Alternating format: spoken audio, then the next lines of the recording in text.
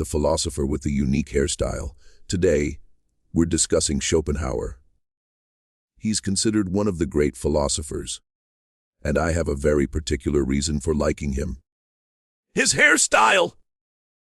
If there were ever a contest for the best philosopher hairdo, I'm sure Schopenhauer would take the crown, because he was bald here and had hair like this. No, I'm only joking. Schopenhauer was a truly remarkable philosopher, a profoundly deep thinker. What made Schopenhauer stand out many philosophers? If you strip away their system, they crumble. Take Hegel. Remove Hegel's framework, and Hegel falls apart. But if you remove Schopenhauer's system, he endures as a profound thinker, a writer of wisdom. Much like Plato, even without his system, Plato remains a great mind. I'm not equating Schopenhauer with Plato, but I am asserting that Schopenhauer was a significant thinker, even in the absence of his philosophical system. His influence, Schopenhauer, left his mark on many great figures. Friedrich Nietzsche, without grasping Schopenhauer's will, Nietzsche's will to power, remains elusive. Wittgenstein, he was deeply affected by him. Freud, there was a considerable impact. Darwin, he drew from Schopenhauer's ideas. Tolstoy, T.S. Eliot, Beckett, all Western writers felt his influence. The first openly atheist Western philosopher, Schopenhauer, was the first Western philosopher to openly declare himself an atheist. Before him, there were atheist thinkers. I believe David Hume was one, Thomas Hobbes was another, and John Locke likely was as well. But none had the boldness to state it publicly. Schopenhauer was the pioneer, the first Western philosopher to engage with Eastern philosophy. Schopenhauer was the first Western philosopher to study Indian philosophy. Read the Vedas, and he would read the Upanishads every night before sleep. He noted that the most fulfilling reading of his life was the Upanishads. Nothing brought him more satisfaction. In his room, he kept a Buddha statue. He held Buddhism and Indian philosophy in high esteem, because he recognized that he had independently arrived at the same conclusions that Indian philosophy had reached thousands of years earlier. He even lauded Indian philosophy and scriptures while remarking that he had read the entire Quran and couldn't find a single useful verse in it. Such was his bias. Schopenhauer's pessimism. Schopenhauer was intensely pessimistic. His writings are steeped in pessimism, detachment from life, sorrow. He held that happiness is unattainable in this existence. Life is nothing but suffering. He rejected the notion that this world was crafted by a merciful God. He thought it was the work of the devil. Death everywhere. Animals slaughtered daily. Murders, robberies, rapes occurring every day. His father's suicide. Schopenhauer's father had meticulously arranged things. He had Schopenhauer born in England to secure British nationality. But a setback in his business led him to commit suicide. This might explain Schopenhauer's fixation on money and the subject of suicide, on which he wrote at length. His influence on Wittgenstein. Wittgenstein was an admirer of Schopenhauer. Interestingly, Wittgenstein's entire family had a history of suicide. Brothers, father, all due to the harsh times in Europe. This might be why Wittgenstein was so drawn to Schopenhauer. Schopenhauer, Wes Hegel. Schopenhauer detested Hegel. He dismissed Hegel as a charlatan, claiming Hegel wasn't practicing philosophy, but profiting by constructing an obscure system. He said, Hegel deliberately employed difficult language to evade scrutiny because he had nothing of substance to offer. And there's some truth to that.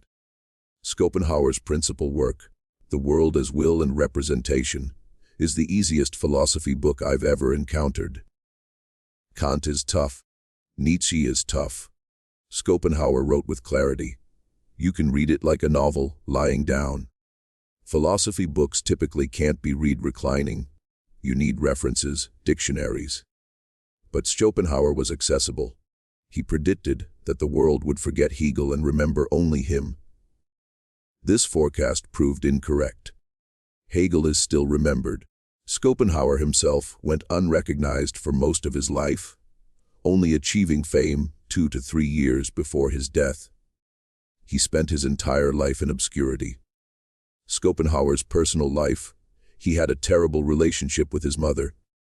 After his father died, his mother became a socialite, hosting salons. He wrote that in the future she would be known by his name. Though at the time, she was more famous than him. He never had to work. He was middle class, but a skilled stock exchange investor.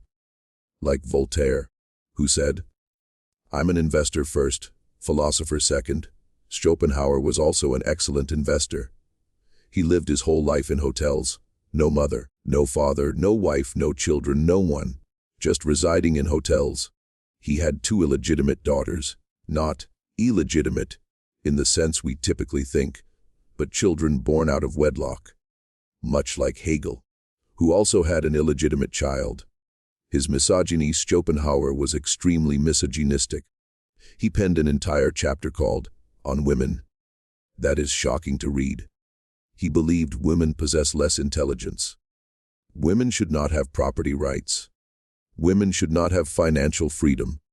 Women lack intellect. Most philosophers before John Stuart Mill wrote disparagingly about women. Plato said, "If you do bad deeds, you'll be reborn as a woman." Aristotle said women are a defective piece in humanity. It's disheartening that such great minds thought this way. Schopenhauer's philosophical system. The Kantian foundation. Schopenhauer's system starts with Kant. In The World as Will and Representation. Representation comes from Kant. Will is his original contribution. Part 1 of the book is essentially Kant. Part 2 is Schopenhauer's own thinking.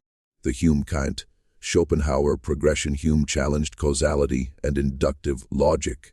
He argued we never experience causality. We only observe event A followed by event B and assume A caused B. We can never perceive the cause itself.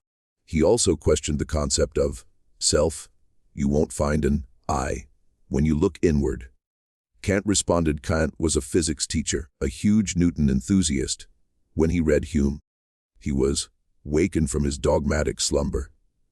Kant spent 11 years developing his critique of pure reason. He contended that our mind actively processes data and constructs the world. Time, space, and causality exist in our mind, not in external reality. The real world's noumena thing in itself is unknowable. We only experience the phenomenal world. Schopenhauer extended Kant. If the thing in itself is beyond time and space, it must be one. The reality behind the illusion is a single unified whole. He named this reality will. He called the phenomenal world representation. Key contributions: reality is one. The illusion of multiplicity is Maya's illusion veil. We can know ourselves directly. Kant said we can never know noumena. Schopenhauer countered, I know one thing directly without my senses, my own body, myself. So we can access the will through self-knowledge. The will is blind. Unlike Hegel's rational world, Schopenhauer's will is irrational, blind, without direction. The will becomes will to live. In humans, this will manifests as will to survive, will to live. Basic instincts: hunger, sex. The omnipresence of sex. Sex is humanity's fundamental instinct because it's how the will survives. Through our children, the will continues. His predictions that came true 100 years before quantum physics. He stated that everything is energy. Matter and energy are identical. 50 years before Darwin, he wrote about the survival instinct. 50 years before Freud, he wrote about the unconscious and made sex the primary drive. The will-intellect conflict: Schopenhauer asserted, we have no free will. You can do what you will, but you cannot will what you will. You can decide to eat biryani, but you can't decide why you want to eat biryani. The will drives everything unconsciously. The intellect is like a rider on a horse. It can somewhat direct the will, but mostly the will prevails. The will's center is in the genitals, intellect is in the brain. Suffering and its cure, Schopenhauer's grim vision. Life is nothing but suffering. We're never satisfied.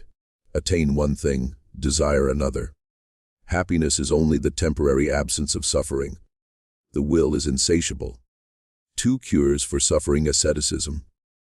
Renounce the world, become a monk, deny the will, suppress desires, merge with the metaphysical will. Aesthetics: art, particularly music. When we experience art, especially music, we transcend time and space temporarily. We connect with the will. Music is the highest art form because when you enter matter, you find vibration. The universe is a symphony. Conclusions: Schopenhauer wrote only one major book, and he composed it at age 20. He lived to 70 and never revised his system, which is remarkable. Most philosophers amend their work. Reading The World as Will and Representation helped me understand Nietzsche better. Nietzsche's Will to Power directly builds on Schopenhauer's concept of will. I hope you enjoyed this video. Please share your suggestions and opinions. Why the video was late: honestly, the previous video didn't get many views, so I lost motivation for a couple of weeks. Then some people messaged asking for the video, so I decided to make it.